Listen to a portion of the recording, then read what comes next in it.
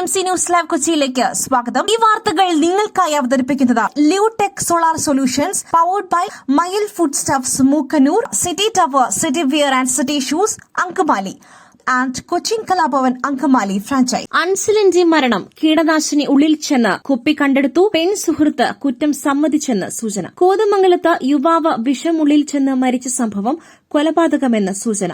മാതിരപ്പള്ളി മേലേത്തുമാലിൽ അലിയാരുടെ മകൻ അൻസിലാണ് മരിച്ചത്. വ്യാഴാഴ്ച രാത്രി 8:30 കൊച്ചിയിലെ സ്വകാര്യ ആശുപത്രിയിൽ ചികിത്സയിൽ കഴിയുമ്പോഴായിരുന്നു മരണം. പെൺ സുഹൃത്ത് വിഷം നൽകിയെന്ന് അൻസിൽ ബന്ധുക്കളോട് പറഞ്ഞിരുന്നു. അൻസിലിന്റെ ബന്ധുവിന്റെ പരാതിയുടെ അടിസ്ഥാനത്തിൽ 30-കാരിയായ പെൺ സുഹൃത്ത് ഇപ്പോൾ കോതമംഗലം പോലീസിന്റെ കസ്റ്റഡിയിലാണ്. അൻസിലിന്റെ ബന്ധുക്കളുടെയും സുഹൃത്തുക്കളുടെയും മൊഴിയുടെ അടിസ്ഥാനത്തിലാണ് പെൺ സുഹൃത്തിനെ പോലീസ് വിളിച്ചുവരുത്തി ചോദ്യം ചെയ്തത്. യുവതി ഇക്കാര്യം സമ്മതിച്ചിട്ടുണ്ട്. മലർ മിസ്സിന് ശേഷം വീണ്ടും ഒരു പെൺകുട്ടി മലയാളി മനസ്സുകൾ കീഴടക്കുന്നു. ട്രെൻഡിംഗ് ആയി തലവരയിലെ പാട്ട്. തമിഴ് മലയാളം പ്രണയ ജോഡികൾ എപ്പോഴും മലയാളികൾ ഏറ്റെടുക്കാറുണ്ട്. പ്രേമവും മലർ മിസ്സും മുതൽ ഒരുപാട് ഉദാഹരണങ്ങൾ അതിനുണ്ട്. ആ ഒരു ഫോർമുല ഉപയോഗിച്ചുകൊണ്ട് അർജുൻ അശോകന്റെ തലവര സിനിമയിലെ കണ്ട് കണ്ട് പൂച്ചെണ്ട് തേൻവണ്ട് പോലെ വന്നു നിന്ന് എന്ന പാട്ട് തരംഗമായിരിക്കുകയാണ്. യൂട്യൂബ് ട്രെൻഡിംഗിൽ എത്തിയിരിക്കുകയാണ് ഗാനം ഇപ്പോൾ. ദിയാകൃഷ്ണയുടെ സ്ഥാപനത്തിലെ തട്ടിപ്പ്. 2 പ്രതികൾ കീഴടങ്ങി, ഒരാൾ ഒളിവിൽ. നടനും BJP നേതാവുമായ കൃഷ്ണകുമാറിന്റെ മകൾ ദിയാകൃഷ്ണയുടെ ആഭരണക്കടയുമായി ബന്ധപ്പെട്ട സാമ്പത്തിക തട്ടിപ്പ് കേസിൽ മുൻ ജീവനക്കാർ കീഴടങ്ങി. കേസിൽ പ്രതികളായ വിനീത, രാധാകുമാരി എന്നിവരുടെ മുൻകൂർ ജാമ്യാപേക്ഷ ഹൈക്കോടതി തള്ളിയിരുന്നു. അന്വേഷണ ഉദ്യോഗസ്ഥർക്ക് മുൻപിൽ ഹാജരാകുവാൻ ഹൈക്കോടതി നിർദ്ദേശിച്ചതിനെ തുടർന്നാണ് 2 പ്രതികളും കീഴടങ്ങിയത്. വൈദ്യപരിശോധനയ്ക്ക് ശേഷം ഇരുവരെയും അറസ്റ്റ് രേഖപ്പെടുത്തി കോടതിയിൽ ഹാജരാക്കും. അതേസമയം ദിവ്യ എന്ന പ്രതി ഹാജരായില്ല. ഇവർ ഇപ്പോഴും ഒളിവിലാണ്. തിരുവനന്തപുരം ജവഹർ നഗറിലെ ക്രൈംബ്രാഞ്ച് ഓഫീസിലാണ് ഇരുവരും കീഴടങ്ങിയത്. ഹെൽമറ്റ് ധരിച്ചാണ് പ്രതികൾ ഉദ്യോഗസ്ഥർക്ക് മുൻപിൽ എത്തിയത്. പ്രതികൾ ഏറെ നാളായി ഒളിവിലായിരുന്നു. 1 വർഷത്തിനിടെ 69 ലക്ഷം രൂപ അപഹരിച്ചെന്ന പരാതിയിലാണ് ജീവനക്കാരുടെ പേരിൽ പോലീസ് കേസെടുത്തത്. ദിയാകൃഷ്ണയുടെ കവടിയാറിലെ സ്ഥാപനത്തിലെ QR കോഡ് മാറ്റി തട്ടിപ്പ് നടത്തി എന്നാണ് പരാതി. പരാതിയിൽ കഴമ്പുണ്ടെന്ന് ബാങ്ക് അക്കൌണ്ട് വിവരങ്ങൾ പരിശോധിച്ച ശേഷം പോലീസ് കോടതിയെ അറിയിച്ചു. കന്യാസ്ത്രീകളുടെ അറസ്റ്റ്. ജാമ്യത്തിനായി ഇടപെടുമെന്ന് അമിത്ഷായുടെ ഉറപ്പ്. മതപരിവർത്തന ആരോപണത്തിൽ അറസ്റ്റിലായ മലയാളി കന്യാസ്ത്രീകൾക്ക് ജാമ്യം ലഭിക്കുന്നതിനാവശ്യമായ എല്ലാ സഹായങ്ങളും നൽകുമെന്ന് കേന്ദ്ര ആഭ്യന്തരമന്ത്രി അമിത്ഷാ UDF MPമാർക്ക് ഉറപ്പു നൽകി. കന്യാസ്ത്രീകൾ നിരപരാധികളാണെന്ന് അമിത്ഷായ്ക്ക് ബോധ്യമുണ്ടെന്ന് കൂടിക്കാഴ്ചയ്ക്ക് ശേഷം NK പ്രേമചന്ദ്രൻ MP പ്രതികരിച്ചു. കേന്ദ്ര സർക്കാർ നേരിട്ട് ഈ വിഷയത്തിൽ ഇടപെടുന്നത് കന്യാസ്ത്രീകൾക്ക് ജാമ്യം ലഭിക്കുന്നതിന് കൂടുതൽ സഹായകമാകും എന്നാണ് വിലയിരുത്തപ്പെടുന്നത്. നിലവിൽ കന്യാസ്ത്രീകളുടെ അറസ്റ്റുമായി ബന്ധപ്പെട്ട ഛത്തീസ്ഗഡ് സർക്കാരോ സർക്കാരുമായി ബന്ധപ്പെട്ട ആളുകളോ ഒരു വിവരങ്ങളും നൽകിയിട്ടില്ല. അതേസമയം ഛത്തീസ്ഗഡ് മുഖ്യമന്ത്രി ഡൽഹിയിലുണ്ടെന്നും ആഭ്യന്തരമന്ത്രിയുമായി കൂടിക്കാഴ്ച നടത്തിയെന്നും റിപ്പോർട്ടുകളുണ്ട്.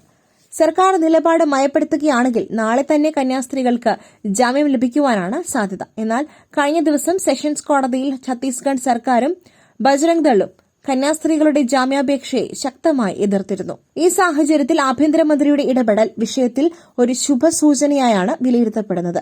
ഛത്തീസ്ഗഡ് സർക്കാരിന്റെ നിലപാടുകൾക്ക് ഘടകവിരുദ്ധമായാണ് അമിത്ഷായുടെ നിലപാട് എന്നത് ശ്രദ്ധേയമാണ്. ന്യൂനപക്ഷങ്ങൾക്കെതിരായ അതിക്രമം വലിയ വിവാദമായതോടെ ഇടപെടൽ ആവശ്യപ്പെട്ട് പ്രതിപക്ഷ MPമാർ ഛത്തീസ്ഗഡ് മുഖ്യമന്ത്രിക്ക് കത്തയച്ചിരുന്നു. പിന്നാലെ അറസ്റ്റിനെ ന്യായീകരിച്ച് മുഖ്യമന്ത്രി വിഷ്ണുദേവ് സായി രംഗത്തെത്തിയിരുന്നു. പുട്ടു രുചികരമാവണമെങ്കിൽ മയിലിന്റെ പുട്ടുപൊടി തന്നെ വേണം. അതിന് ചെമ്പാപ്പുട്ടാണെങ്കിലും അങ്ങനെ തന്നെ. മയിൽ റൈസ് ആൻഡ് ഫുഡ് പ്രൊഡക്ട്സ്, ശ്രേഷ്ഠം സമ്പുഷ്ടം. ബലാത്സംഗ കേസ്. ഹൈക്കോടതിയിൽ മുൻകൂർ ജാമ്യാപേക്ഷ നൽകി വേടൻ. ബലാത്സംഗ കേസിൽ ഹൈക്കോടതിയിൽ മുൻകൂർ ജാമ്യാപേക്ഷ സമർപ്പിച്ച് റാപ്പർ വേടൻ. ജാമ്യഹർജി അടിയന്തരമായി പരിഗണിക്കണമെന്ന ആവശ്യം ഉന്നയിച്ചതിനാൽ ഇന്ന് ഉച്ചയ്ക്ക് ശേഷം വേടന്റെ അപേക്ഷ കോടതി പരിഗണിക്കും.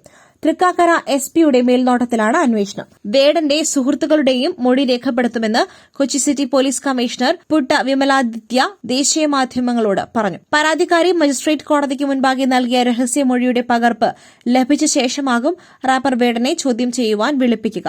നിലവിൽ ഇതുവരെ നോട്ടീസ് നൽകിയിട്ടില്ല. ഇൻഫോ പാർക്ക് SHOയ്ക്കാണ് നിലവിലെ അന്വേഷണ ചുമതല.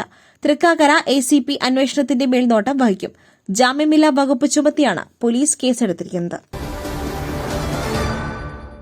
ഡിജിറ്റൽ സാങ്കേതിക സർവകലാശാലയിലെ താൽക്കാലിക വിസിമാർക്ക് തുടരാം. പുതിയ വിജ്ഞാപനം ഇറക്കി ഗവർണർ. ഡിജിറ്റൽ സാങ്കേതിക സർവകലാശാലകളിലെ താൽക്കാലിക വൈസ് ചാൻസലർമാരെ തുടരുവാൻ അനുവദിച്ച വിജ്ഞാപനമിറങ്ങി. സുപ്രീംകോടതിയുടെ ഉത്തരവിന്റെ പശ്ചാത്തലത്തിലാണ് ചാൻസലറായ ഗവർണർ രാജേന്ദ്ര ആർലേക്കർ പുതിയ വിജ്ഞാപനം ഇറക്കിയത്. ഇതിന്റെ പശ്ചാത്തലത്തിൽ ഡിജിറ്റൽ സർവകലാശാലയിൽ ഡോക്ടർ സിസ തോമസും സാങ്കേതിക സർവകലാശാലയിൽ ഡോക്ടർ കെ ശിവപ്രസാദും വിസിമാരായി തുടരും. ഇരുവരും ഇന്ന് വിസിമാരായി ചുമതലയേൽക്കും. സർക്കാർ പാനലിനെ പൂർണ്ണമായും തള്ളിക്കൊണ്ടാണ് രണ്ട് വിസിമാരുടെയും പുനർനിയമനം. ഇന്ത്യൻ ഫുട്ബോളിന് പുതിയ ദിശ. ഖാലിദ് ജമീൽ ഇനി ടീമിനെ നയിക്കും. ഇന്ത്യൻ ഫുട്ബോളിന് ഒരു പുതിയ അധ്യായം കുറിച്ചുകൊണ്ട് ഖാലിദ് ജമീൽ ഇന്ത്യൻ ദേശീയ ഫുട്ബോൾ ടീമിന്റെ മുഖ്യ പരിശീലകനായി ചുമതലയേറ്റു. കഴിഞ്ഞ 13 വർഷത്തിനിടെ ആദ്യമായാണ് ഒരു ഇന്ത്യക്കാരൻ ഈ പദവിയിലെത്തുന്നത്. ഇന്ത്യൻ ഫുട്ബോളിനെ ആഴത്തിൽ അറിയാവുന്ന മുൻ ഇന്ത്യൻ താരം കൂടിയായ ജമീലിന്റെ വരവ് രാജ്യത്തെ ഫുട്ബോൾ ആരാധകർക്ക് വലിയ പ്രതീക്ഷ നൽകുന്നുണ്ട്.